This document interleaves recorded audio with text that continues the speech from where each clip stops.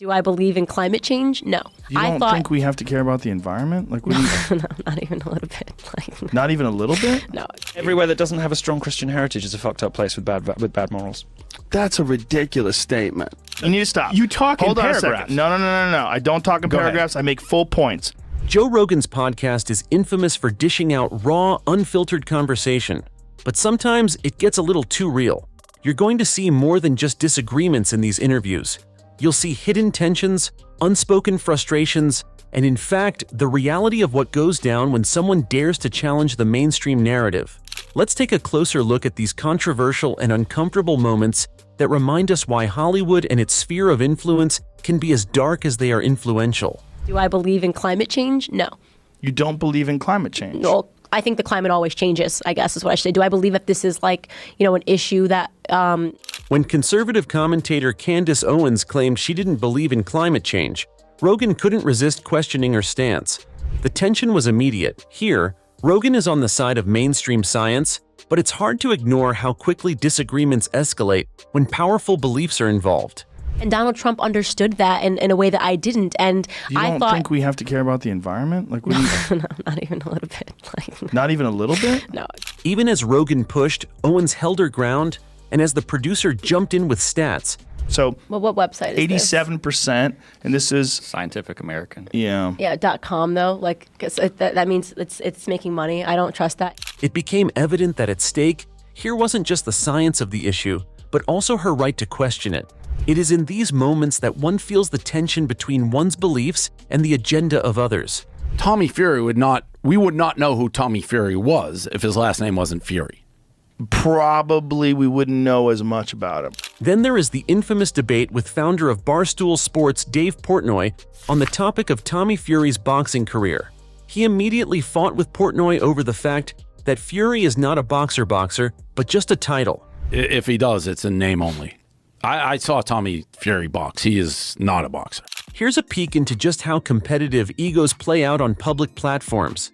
And at some point, you gotta ask yourself, how much of this is real and how much is for the show? Well, he's definitely a boxer. Well, he puts on gloves. He's definitely a boxer. But is he a boxer like his brother? No. Well, This isn't just two guys arguing. It's a reminder that Hollywood only clears room for the most marketable champions and personalities in the game. Behind the lights, more than talent decides success. Don't forget to like and subscribe to the channel for more content like this. So what do you think? Are these debates scripted or real? Don't forget to drop your opinion below. That's a real problem. If pot is recognized as a medicine, right? If pot is Okay. recognized, there's no one who would stand to gain more than pharmaceutical companies by providing it as That's medicine. not necessarily true if people are allowed to grow Maybe it it's not themselves. necessarily true. Another twisting moment was when conservative commentator Steven Crowder's stance on marijuana legalization. Crowder argued that highway fatalities jumped post-legalization. You need to stop. You talk in Hold on a paragraphs. second. No. I don't talk in Go ahead. paragraphs. I make full points. If people are high a lot, Rogan took him straight on, and the tussle between them thereafter showed how fragile the balance between fact, belief, and power would be. marijuana is one of the things that are good. And don't shore, man. Just like you don't shore turmeric, you don't shore ginger, you don't shore a reduced sugar diet. All those things that reduce inflammation are good for you. Rogan's quick dismissal, Crowder's defense, it all reveals the friction of trying to question what's considered fact. And with so many powerful interests in play, you have to wonder how much of what we see is true and how much is controlled narrative. When you take into consideration all the lies that we've been told, the faked moon missions, all this shit, nothing, I mean, this is nothing. They put together a bunch of people. Things get weird with Eddie Bravo, very outspoken about his belief in conspiracy theories, including flat Earth. And everybody believes that shit. But cult I'm of not the saying Moonies. I'm not saying they're actors. I'm just saying there's something fishy about the whole North Korea thing. Of course it's I'm not fishy. saying that it could be anything. But here, Bravo clings to his claims where even Rogan, who is usually open to alternative ideas, gets visibly frustrated. Is this what two friends sound like when they argue? Or are we witnessing that frustration that occurs when our beliefs clash with what society says is right? Show me a real picture. Listen, NASA Find does not have one of those satellites. Fake. Why do you think that's fake? That's fake as f- Why does it look fake It looks as fuck? like something you'd see in a movie. Bravo's insistence and Rogan's disbelief, It's a microcosm of what happens when anyone dares question established ideas. Hollywood doesn't like dissenters, and it's clear from Joe's reaction that even he has his limits. Fairness, and when we make those distinctions, we're always choosing who to allow. And because I think we should choose to allow like trans people to participate in society. Comedian Adam Conover brought up one of the most polarizing issues in sports today: transgender athletes. Gymnastics is like why women are good at gymnastics. First of all, their flexibility, their lightness, all those things. Also, they're not competing against men in a one-on-one type of situation. Concerned about fairness, Rogan argued against it, while Conover disagreed. These debates feel genuine, but in a world where views can be career-ending, are we seeing genuine beliefs, or them following the script to keep us divided? But they're not. But see, that's they're a not going to be able to do physical those event. things. It's a physical event as opposed to a sport. So a physical event is you have to do this thing. It's very athletic. It's an athletic endeavor. From the tension, you can see that even bringing up such issues risks backlash. Hollywood often markets openness, but we know just how closed off they can be when it comes to challenging their preferred narrative. That's a strange thing to say. Well, that's just what I want. I wanted to find out because you're really bright, and I thought you would figure it. No, I'm being very serious. Boxing legend Mike Tyson discussed the toll of training, and Rogan completely misread Tyson's serious tone, which had him bursting into laughter when Tyson opened up. The awkwardness thereafter wasn't just a misunderstanding. It was an indication of how easily real emotion gets lost in an industry that's about image. I did that video and I was in bed for a week. That was 30 seconds and I was in bed for a week. And it's not funny because it made me realize that. This wasn't an awkward laugh, is it? A glimpse into precisely how even seasoned hosts can fail to realize the real human cost, the real struggle behind their guests' stories. Hollywood loves an image, but it tends to forget the real struggle that lies behind it. Well, I'm off the track with the question. Sometimes it goes so deep, even the host and guest lose track. Jordan Peterson and Rogan were having a great round of self-respect, and they totally lost the thread in the middle of the conversation. It's just a little moment, but a reminder that underlying all the polish, even the best minds can get tangled in the depth of their own ideas. You asked about the evolutionary basis of in-group. That was a long time ago. I know, it's a rabbit hole that just doesn't disappear. Moments like this remind us that not every conversation is polished or perfect, especially in an industry that thrives on control and appearance. Which is the context for procreation, for the building of the nuclear family. Political commentator Matt Walsh argued that marriage is to procreate. What about people that are infertile? They fall in love and they realize that they can't have babies and they don't really necessarily want to adopt. Is that okay for them to be married? Rogan challenged Walsh, and things got philosophical fast. This clash just shows how deep the beliefs of society run, especially in ideals which Hollywood tries to sell us. What about people that are deeply in love that never want to have children?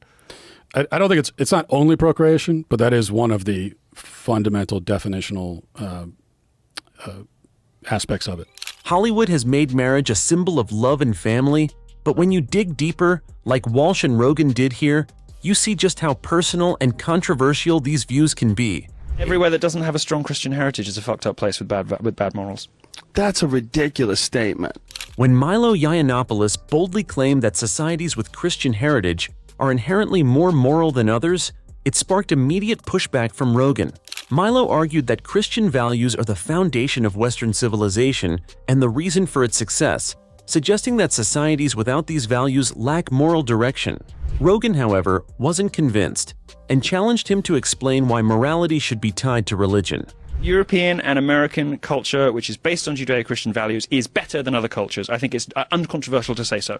But what's based on Judeo-Christian values about being a good person? The debate quickly intensified, with Milo doubling down, insisting that the Judeo-Christian tradition is the backbone of moral behavior in the West. Rogan, taking a more secular stance, argued that human ethics and morality can exist independently of religious frameworks. He pointed out that empathy, fairness, and kindness are universal traits not exclusive to any one belief system. It has nothing to do with the myths Ultimately, our sense of right and wrong involved. comes from the Bible. What? It does. What comes from the Bible? Ultimately, our sense of right and wrong comes from the Bible. As the discussion progressed, it became clear this wasn't just a debate about religion. It was a broader clash of worldviews. Milo framed Christianity as the cornerstone of Western success, while Rogan argued that morality transcends religious dogma and that societies evolve their ethical codes based on shared human experiences. I think that people understand what's I said good this and what's specific- bad. Listen, if we're going to have a conversation, we can't keep talking over each other like this. When someone's trying to make a point about something that's complex like this, This fiery exchange wasn't just about religion. It was about identity, history, and the way culture shapes our understanding of what it means to be good.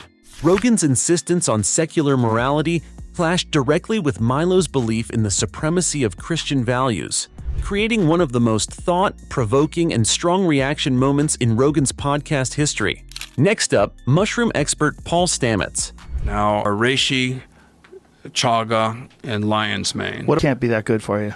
Portobellos have a problem. I knew it. All mushrooms should be cooked, and portobellos in particular should be cooked at high temperatures. During the interview, Joe Rogan asked a question that could put Paul's life in danger. Effects of the hydrazines, the agarotines in these mushrooms, but that jury is still out, so to speak. What are the negative benefit or the negative effects of this? This is an explosive area of conversation, and that puts my life in danger. So I reserve the right not to answer your question. A chilling reminder that some things might be better left unsaid in Hollywood. Sometimes the truth is expensive, and if even Rogan is speechless, you know it's big. This is more than a show, it's a peephole into the raw, unfiltered perspectives Hollywood desperately tries to keep hidden. It's these moments that expose you to the intensity and discomfort that erupt when someone tries questioning the mainstream. What do you think? Are debates like these essential for truth, or do they expose an even deeper control? Comment below. Thanks for joining us for Interviews Gone Wrong on the Joe Rogan Experience. See you next time as we expose more scenes, truths that Hollywood wishes you didn't know.